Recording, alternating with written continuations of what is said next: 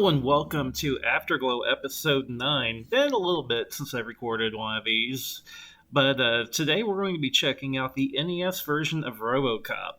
And this is a unique one because a lot of people trash this game, and I'm in the minority. I really like this game. It's really funny. Quick story before we go to the music cut. A gentleman who used to work at Ocean, named was Simon Butler, I asked him about this game. And he did not work on the NES version of RoboCop. But he did look at it, and he's like, it looks like complete and utter trash. Which, that's the opinion of a lot of people. I fully get it. And it's not the smoothest game out there. It doesn't have the best gameplay. But for what it is, I've always really enjoyed this game. And you can listen to my history of it and why I enjoy this game after the cut.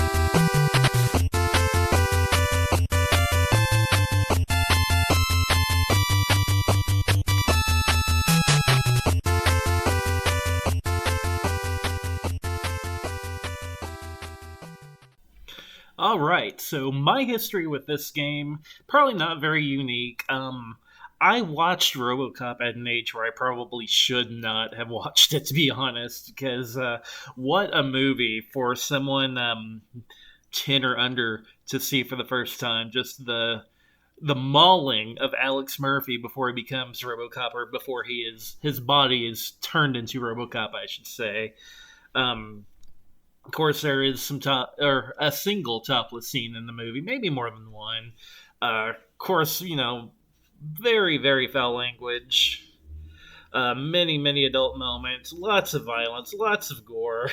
It is still an amazing sci-fi movie that it oozes 80s. And off topic real quick, I also really, really thought that the remake for RoboCop, I think it was like 2014, was a good sci-fi movie. I'm not sure that it earned that moniker of RoboCop, but taken on its own, without considering the other RoboCop movies, without considering any of the old RoboCop lore, good movie. And I also really enjoyed RoboCop 2, the sequel. Not so much RoboCop 3. I also really didn't like the RoboCop TV series. However, there is a mini-series called Prime Directives that I think was done really well. Not as good as the first two movies, but it is much better than the third movie. Enough about the lore, let's go into the game. So, I got this one as a rental, rented it, and it's awkward at first, but you also have to consider RoboCop in the movies, he is not an agile character. You don't see him running or jumping, and you don't see that in this game either. He does not jump, period. You do have a power meter and an energy meter, and to me that kind of makes sense. Because one kind of signifies how much damage he's taken, and the other is like how much battery power he has.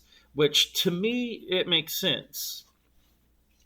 A lot of people complain about the game over the stairs. I don't have a problem going up and down the stairs in RoboCop. And I've seen a ton of reviewers being like, oh, you gotta be like pixel perfect to up and down the stairs. I've never had that issue. I simply walk up to them, and the stairs is almost like there's a line, then a division point, then another line. That's how I kind of see it. And you have to go before the vertical line. Imagine a long horizontal line with a vertical line in the middle. As long as you step on those stairs before that vertical line, you're solid. But I thought the game was a lot of fun. It does have some oddities, but the oddities make sense. I already explained the whole jumping mechanic, or lack thereof, how there is no jumping. But again, he's a huge android encased in this heavy armor. He's not going to be jumping. A lot of people complain because in the game, you don't pull your gun until the enemies start getting guns and shooting at you. That kind of makes sense to me, though, because he's not going to use lethal force unless he has lethal force shown upon him. To me, it makes perfect sense as a police officer. Now, that explanation does get a little weak when you consider the enemies are running at him, and let's say they run at him or jump kick him or whatever, and he's an android, so his punch is trying to cause major damage. But that being said, it makes sense to me that he's not pulling out his gun until he has a gun pulled on him. And the level design is fairly basic. You go left or right for the most part. The second level kind of has a cool idea where you have to hunt for the mayor who's being held hostage. And in the movie, Robocop punches through a wall to get at the guy who's holding the mayor hostage from behind. And you kind of see that in this game where you have to punch through a wall. And I thought that was a really cool touch. It has another neat stage where you have to fight through the OCP headquarters, and this place is like technology central. So many androids and robots are coming at you. They got this one spider-looking robot thing. As a kid, it kind of creeped me out, not so much anymore. But then you have a showdown with Ed 209. Which is a huge, if you haven't seen the movie, it's this really big robot, not an android like Robocop, has the legs that bend backwards, stands a lot taller than Robocop, has this big spheroid head. I would almost explain its head like the saucer section to the Enterprise in a way. And it's also got this undermounted Gatling gun that just does crazy firepower and damage. But what's cool is that you can actually get that gun as a weapon in this game. That is another thing about this game I kind of like. You start out with your standard Auto 9 pistol, which is a hand cannon in its own right. But you can also get other weapons in the game that have limited ammo. My personal favorite being the Cobra gun from the movie, which the Cobra gun is just like massive one-shot big boom. I don't know how else to put it, but it's like a grenade as far as the bullets go. It causes huge explosions, and you get this gun in the game to play with yourself, which is amazing. The game is also not that difficult. It can be a little frustrating at first, but if you stick with it and practice it, you can beat it and learn how to beat it in a day or two. And then once you've learned how to beat it, you can run through it in an hour, maybe an hour and a half. But I really enjoyed this game as a kid, and it's funny to me that all the online reviewers, they hate this game with a fiery passion, and I will be the first person to admit it's not going to hold up whenever you're, looking at a Super Mario Brothers 3, if you're looking at a Final Fantasy, but just as, another NES game, to me, it holds up quite well. But I eventually did get a copy of this game. I never got it in my childhood, though. It's a game that I rented and enjoyed. Rented it maybe a few more times after that, beat it, and then it went away. And then whenever I started getting into game collecting again, I got it in a lot box. You don't see lot boxes anymore online, but oftentimes on the auction sites, you'd have like a box of like 20, 30, 40, 50 NES games. None of them, at the time were worth a whole lot, but you could pick up a load of games for like, 30, 40, 50 bucks. And I loved snagging those. And I'd end up with multiple copies of some games, but that's how I got my cartridge version of Robocop. And again, still enjoy it to this day.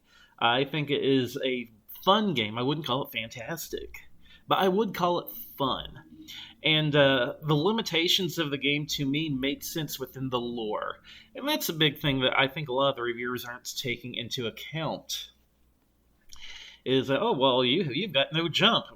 Robocop never jumped in the movie. I mean, I think there were maybe a couple scenes where he made a jump, not in the first movie, but maybe the second one. I think he kind of sort of jumped onto Kane, which was the big robot antagonist in Robocop 2. But it wasn't even as much as a jump as, he fell forward. Like the old Toy Story saying goes, he was falling with style. But that's pretty well going to be it for my thoughts on Robocop. Again, not a huge history with it. It's not even the game I've really gotten into through emulation too much, although I do play it now that way. Not going to do the pirate clip for that one. But again, if it's a game that you played in the past and just looked past, go back and give it another shot. Because if you look at it within the lore, I think you'll find that a lot of the stuff in this game actually fits. So until then, I will see you next time on the next episode of Afterglow. Enjoy the music and the outro.